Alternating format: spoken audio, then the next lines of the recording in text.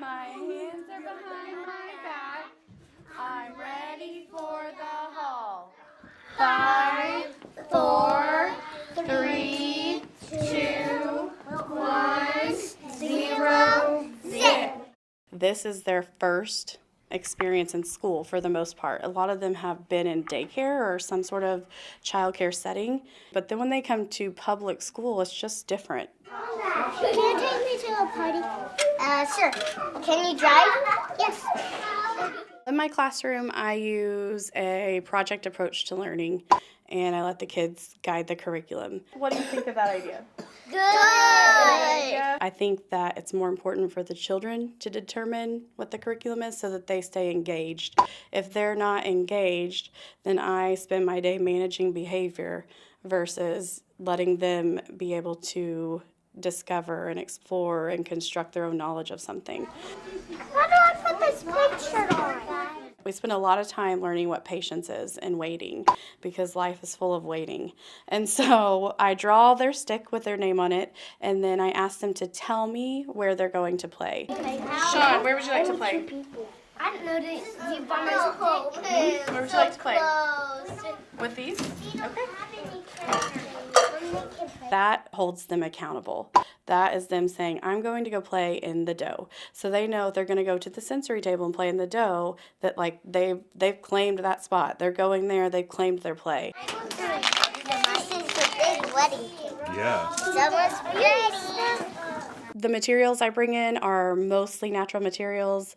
They're open-ended in the fact that they're not task-oriented because I want them to be able to explore those materials and use them for as long as possible instead of just having a specific task set to it like a puzzle. Once the puzzle's done, nothing to do, move on. Those tools that they use in everyday life automatically give them a sense of responsibility and trust. And respect. So they can see that I respect them enough to use adult tools.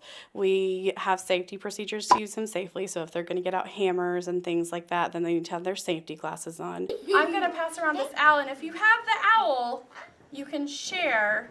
Share times, we do it at least 2 times a day.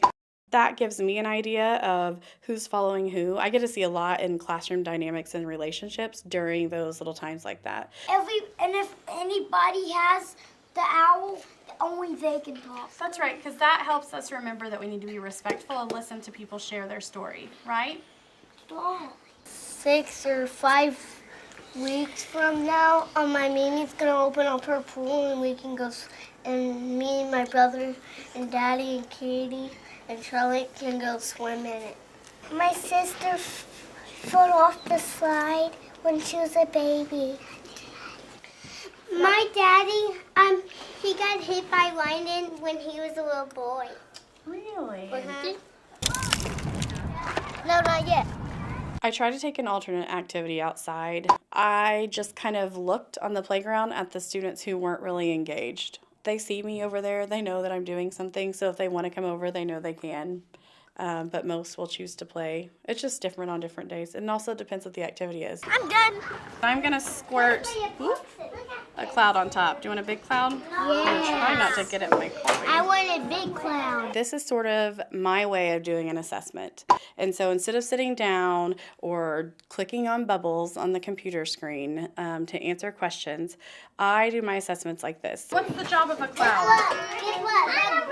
He makes it rain. I was kind of looking for oral language, what they could tell me, what words they were using. We had just started talking about clouds, so this was all very new, but I wanted to see if they were using any weather vocabulary that we had talked about. Because what? Because God wants it to rain so the flowers can grow. Okay. All right, so here's what we're going to do. I wanted to see if they were gathering any information and using those context clues to kind of make a different analysis of what happened with a cloud and water. How many drops do you think you'll put in before it rains? 5? The level of learning is so much deeper if they construct their knowledge with that. It's time to start cleaning up our centers. We hope that the things we're doing build their self-confidence and get them those social emotional skills that they need to go on and collaborate and work together in kindergarten. Hip, hip, hooray! Thank you.